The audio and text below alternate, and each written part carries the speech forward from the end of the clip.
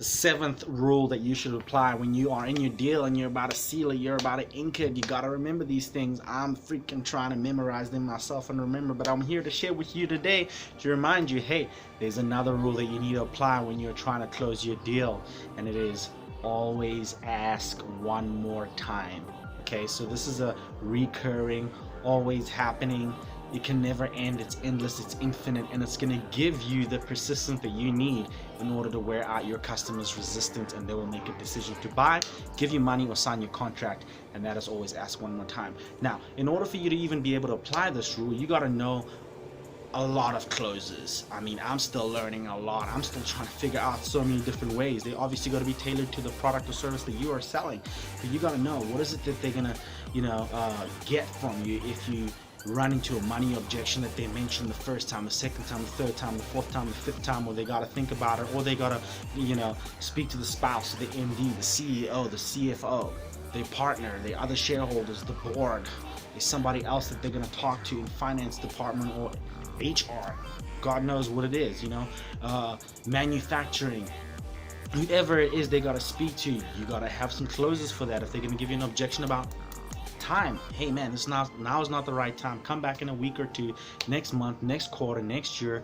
You got to have an arsenal. If they give you the same objection about time, about money, or a stall, even about your product or service that you're selling, an objection, origination, or a complaint, you got to be able to swing right back in the deal and ask one more time. Even if you're walking out the door and you're like, man, I failed horribly, and they're like, shh, he's done asking one more time, you got to still be able to ask again, even when you're leaving, even if you've left for the deal.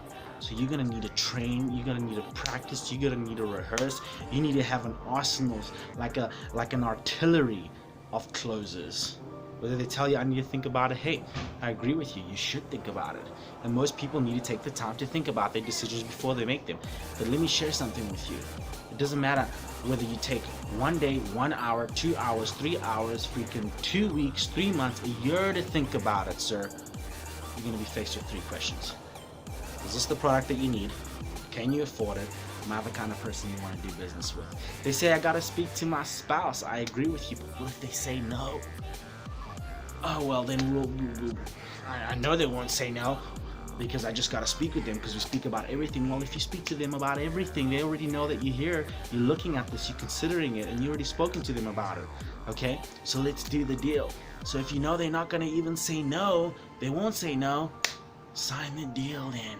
Okay, how do you swing back around all the time and ask one more time? It's going to require you to practice, to drill, to rehearse, to have an arsenal of closing materials. I can't even believe that I was like, this is a rule that I was learning, and hey, I've learned it now and I'm here to share with you, and I want you to know this rule yourself so that in the next deal that you're sitting in with your customer, with your prospect, with your potential client, you know how to ask one more time. 7th rule to closing the deal: always ask one more time.